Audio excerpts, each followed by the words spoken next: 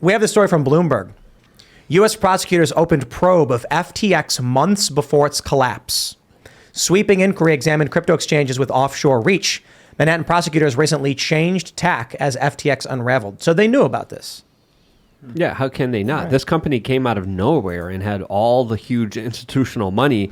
Everyone was asking the question, where did they get all this money? And the corporate media, in response to this, said, he's the new JP Morgan and Chase. He's a genius. And no one had the receipts. No one knew what was going on here. And SBF was also given hundreds of thousands of dollars to the House committee members that are investigating him. I don't see this going anywhere except for a potential false flag being used here in order to bring in more regulations, bring in more control of what essentially would be a decentralized cryptocurrency, but now is going to be hyper-focused to be a central bank digital currency that, of course, is going to be a part of the Great Reset and Build Back Better agenda, which they've been calling for a very long time. And this is the false flag that they're going to get it through. I don't know, though. I feel like this stuff is shaking confidence in crypto. Absolutely. Well, if they want people to adopt a reserve crypto, this is not the way to do it. A Federal Reserve cryptocurrency, a digital dollar, is essentially what they want. They don't want everyone just on Bitcoin. They don't want everyone on decentralized platforms. They want everyone on their platforms. So they could say, hey, cryptocurrency was bad because it was reckless and they had scams. We have a bigger scam here, the US dollar, for you that's going to be getting the good principles from it, and we're not going to be doing the bad principles, even though we really have all the bad principles. Make every transaction you ever have publicly available. Exactly. Yeah, people would not track like that. Trace everything, automatically take money out of accounts like a social credit score system like they have in China.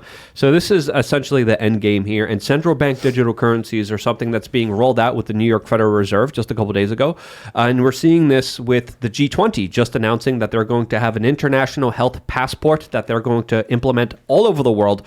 So when we look at, the scams in our society, there's a lot of them. FTX is just scratching the surface to all the bigger scams out there. And just including perhaps Tether. And just as an addendum, Alameda, the hedge fund set up by Sam Bankman-Fried that's associated with the FTX scandal, they were the major backer of Tether. In fact, they're one of the two major purchasers of Tether on their exchange. And so there are interesting connections there as well. Looks like FTX was a kind of money laundering scheme to filter through the sort of Democrat machine in the Clinton overworld. And Tether may be a kind of BCCI, which is used for sort of CIA, Iran, the new Iran-Contra type operations globally. Yeah, that was an interesting saga, the BCCI scandal. Right. Can you expand on that just a little bit? Because I think that's an important history lesson that we should kind of revisit, especially when it comes to understanding the larger the larger intelligence agencies and their involvement with the big banks and how they actually work together to screw you over. Right. The reason these things are important is that the government does not reinvent its own playbook very often at all. And if there's an historical antecedent that serves an important function, you can pretty much bet that it still exists in some modified version.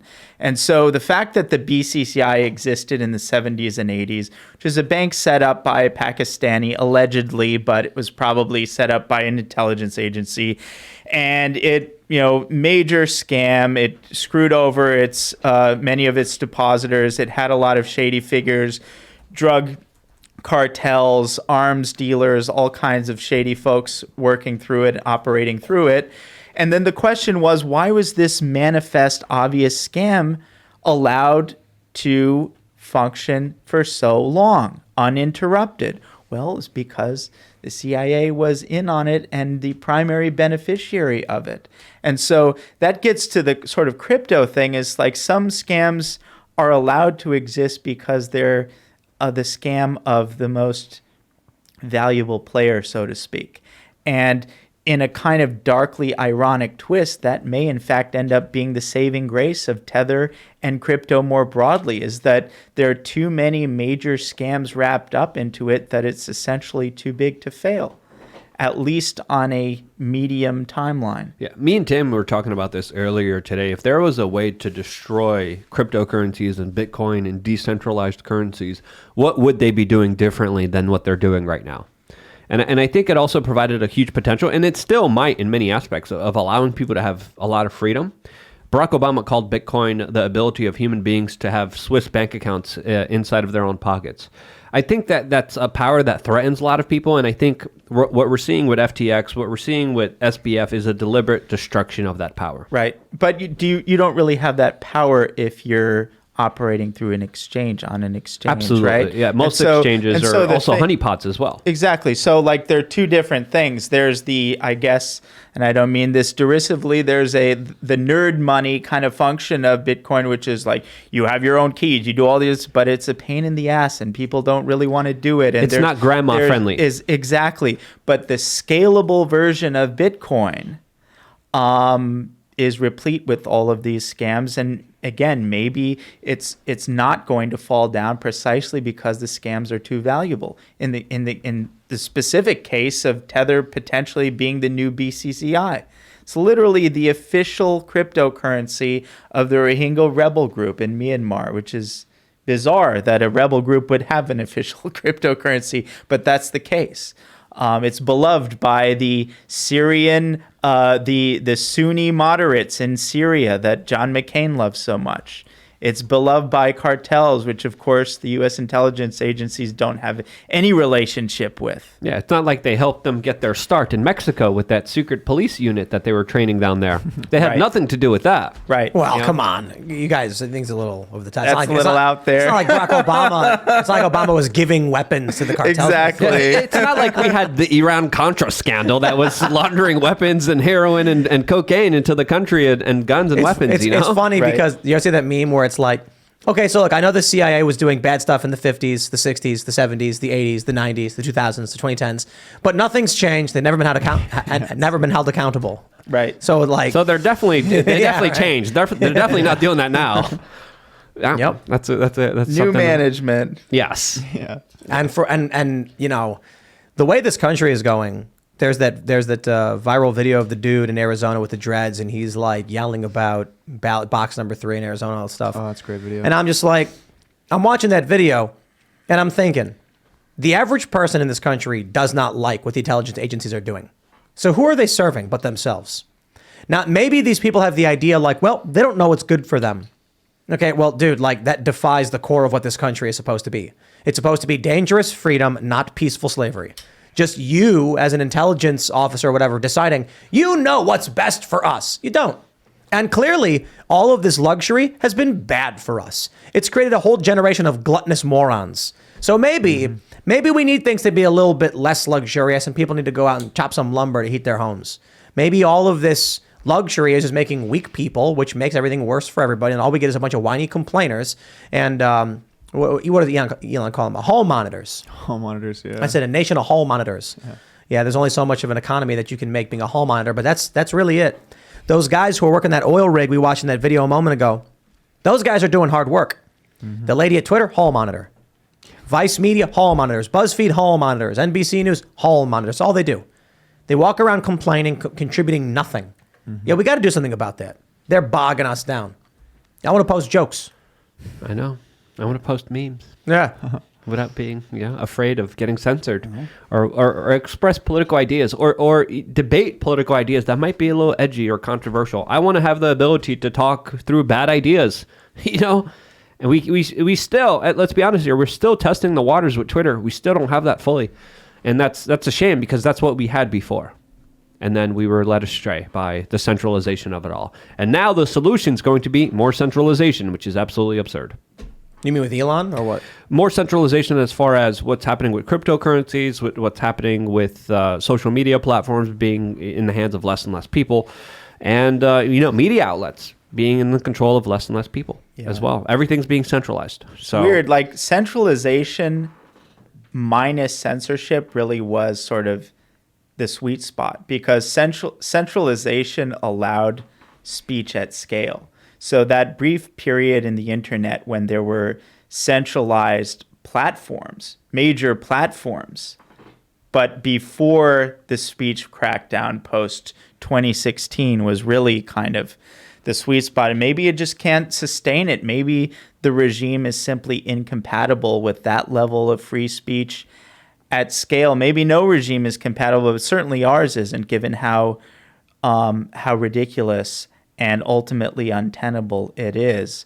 And so when they say that, Elon Musk is a national security threat, free speech is a national security threat, I think that's true in quite a literal sense, is that Right. if people are allowed to speak freely on the whole host of things that I'm, not even able to mention now, that is, I don't think the regime can really survive it. And so it's an existential issue from their point of view. And that kind of illustrates the stakes associated with what Elon Musk is doing.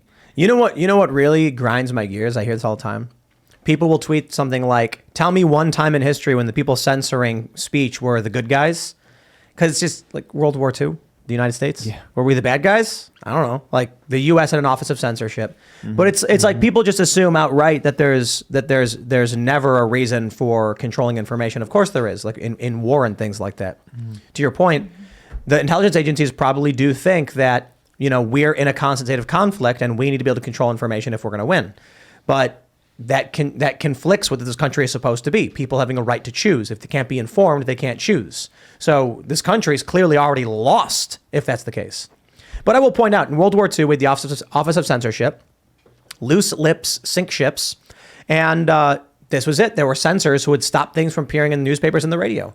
Censorship all over the United States, the Federal Office of Censorship, because we're at war. Well, there's a logical approach to this, specifically when it comes to saying, hey, there's all these troops moving in this direction going here.